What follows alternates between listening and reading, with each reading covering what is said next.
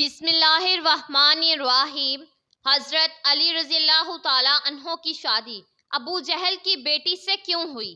ایک دن حضور پاک صلی اللہ علیہ وسلم عصر کی نماز ادا کر کے اپنی پیاری بیٹی حضرت فاطمہ رضی اللہ تعالیٰ عنہ کے گھر تشریف لائے۔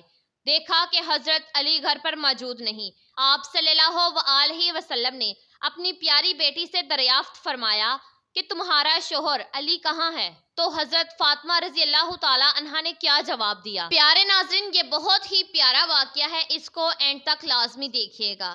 حضرت فاطمہ حضرت محمد صلی اللہ علیہ وسلم اور حضرت خدیجہ رضی اللہ تعالیٰ عنہا کی بیٹی تھی۔ نبی اکرم صلی اللہ علیہ وسلم نے آپ کا نام فاطمہ رکھا۔ فاطمہ کے معنی ہے باز رہنے والی۔ حضرت فاطمہ رضی اللہ تعالیٰ عنہا نے دنیا سے دل نہ لگایا، وہ اس سے باز رہی اور عیش و عشرت کو بٹکنے نہ دیا۔ حضرت فاطمہ رضی اللہ تعالیٰ عنہا کی عمر ابھی 9 سال ہی تھی کہ آپ رضی اللہ تعالیٰ عنہا کی والدہ حضرت خدیجہ رضی اللہ تعالیٰ عنہا وفات پا گئی۔ پھر آپ کی تربیت حضرت سلمہ رضی اللہ تعالیٰ عنہا نے کی۔ حضرت سلمہ رضی اللہ تعالیٰ عنہا نے فرمایا کہ حضرت فاطمہ کو میرے سپرد کیا گیا، میں نے انہیں ادب سکھانا چاہا، مگر خدا کی قسم فاطمہ تو مجھ سے بھی زیادہ مؤدب تھی اور تمام باتیں مجھ سے بہتر جانتی تھی۔ پھر جب آپ رضی اللہ تعالیٰ عنہا کی عمر شادی کو پہنچ گئی تو آپ کا نکاح حضرت علی رضی اللہ تعالیٰ عنہ سے کرایا گیا، جو حضور صلی اللہ علیہ وسلم کے چاچا زاد تھے۔ حضور پاک صلی اللہ علیہ وسلم کو حضرت علی اور فاطمہ بہت محبوب تھے۔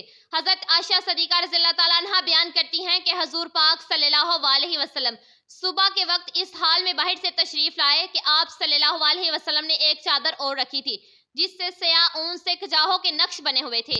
حضرت حسن رضی اللہ تعالیٰ عنہ آئے تو آپ صلی اللہ علیہ وسلم نے انہیں اس چادر میں داخل فرما لیا۔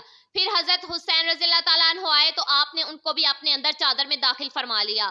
پھر حضرت فاطمہ رضی اللہ تعالیٰ عنہا آئی تو آپ صلی اللہ علیہ وسلم نے انہیں بھی چادر میں داخل فرما لیا۔ پھر حضرت علی رضی اللہ تعالیٰ عنہ آئے تو آپ صلی اللہ علیہ وسلم نے انہیں بھی چادر میں داخل فرما لیا۔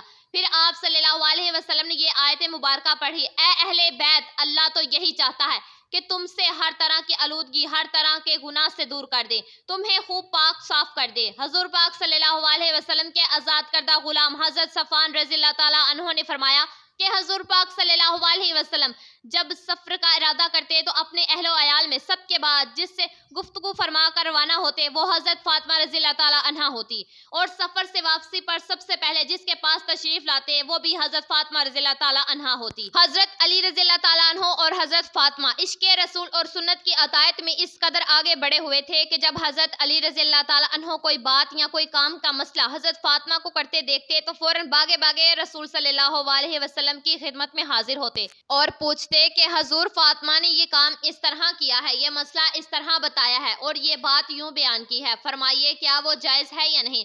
اگر حضور پاک صلی اللہ علیہ وسلم ہاں میں جواب ارشاد فرماتے تو وہ بھی اس پر عمل کرنے لگتے، اور اگر حضور صلی اللہ علیہ وسلم نہیں کہتے تو فوراً جا کر سیدہ فاطمہ رضی اللہ تعالیٰ عنہا کو مطلع کرتے کہ حضور صلی اللہ علیہ وسلم تو اس سے منع فرماتے ہیں۔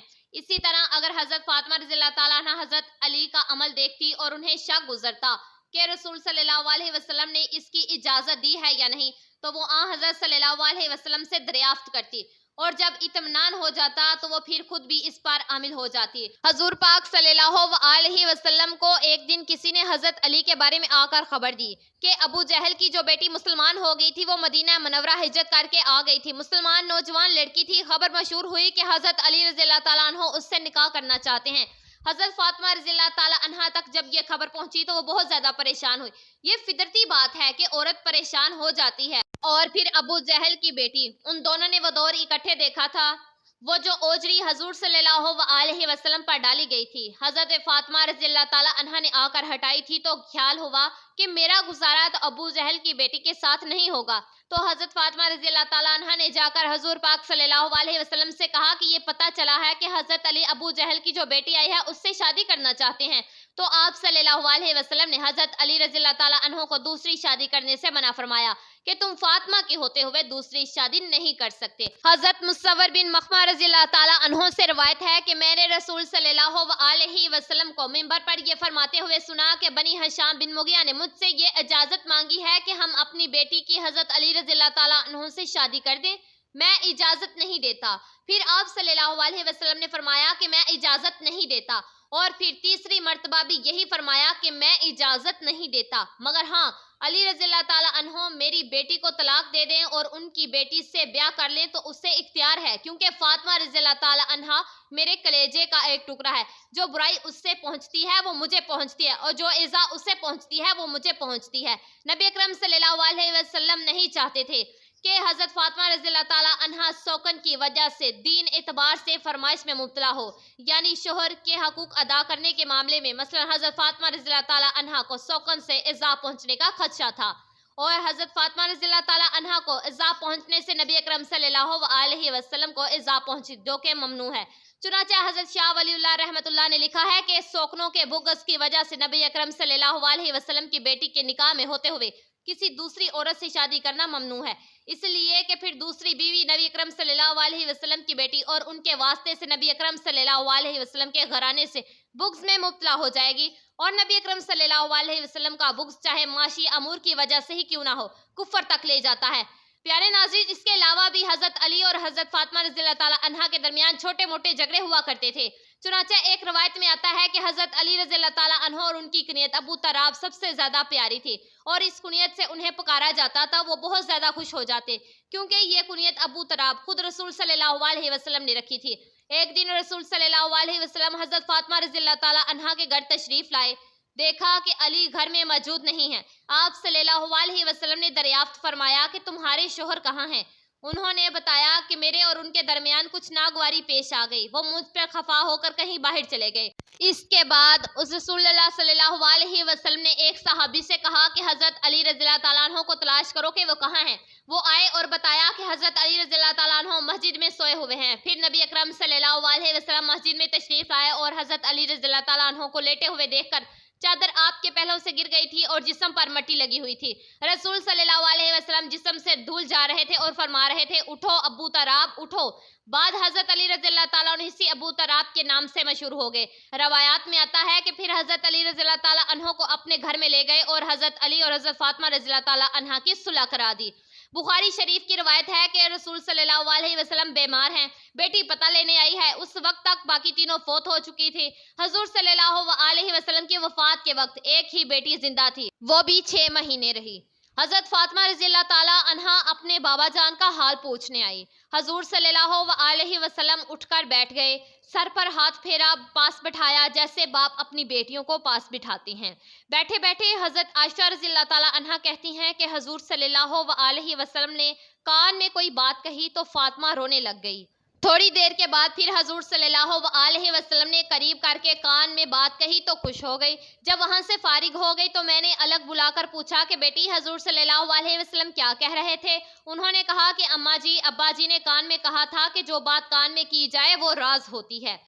حضور پاک صلی اللہ علیہ وسلم کی وفات کے بعد کافی دن گزر گئے تو حضرت عائشہ رضی اللہ تعالیٰ عنہا نے پھر پاس بلایا کہ میں تمہیں ماں ہونے کا واسطہ دیتی ہوں، بتاؤ کہ حضور صلی اللہ علیہ وسلم نے کیا کہا تھا؟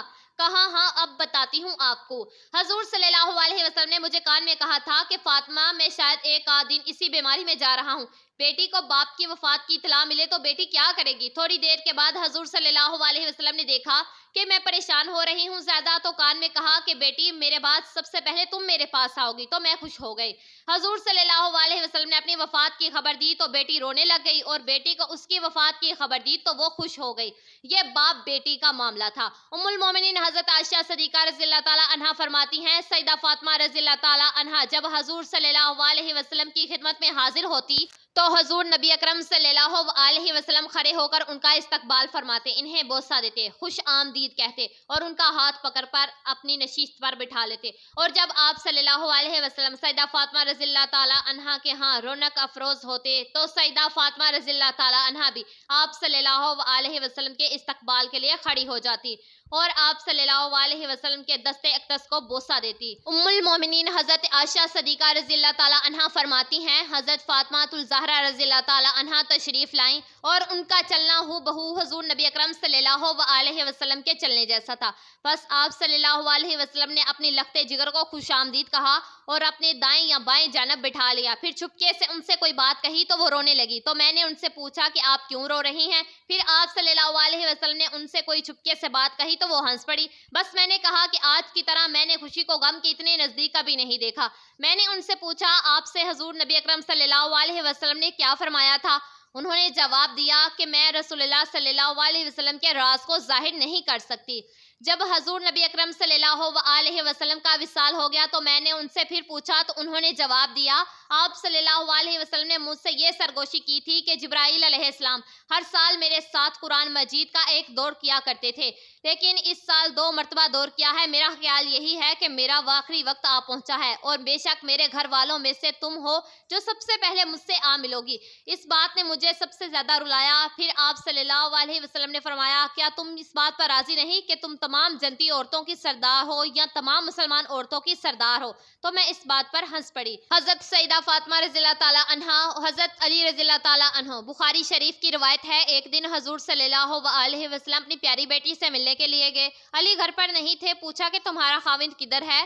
تو یا رسول اللہ کوئی جھگڑا ہو گیا تھا تو ناراض ہو کر چلے گئے ہیں، بس آپس میں کوئی معاملہ میاں بیوی کا ہو جاتا ہے، یہ فطرتی بات ہے۔ یا رسول اللہ کوئی جھگڑا ہو گیا تھا ہمارا تو وہ ناراض ہو کر چلے گئے، شاید مسجد میں سوئے ہوئے ہوں گے۔ حضور صلی اللہ علیہ وسلم مسجد میں گئے، حضرت علی مسجد میں سوئے ہوئے تھے، ننگی زمین پر سوئے ہوئے ہیں اور بدن پر مٹی لگی ہوئی ہے۔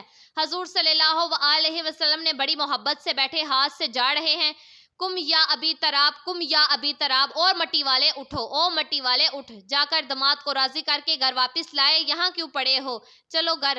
ابو تراب کا ویسے مطلب ہے خاک آلود، خاکسار۔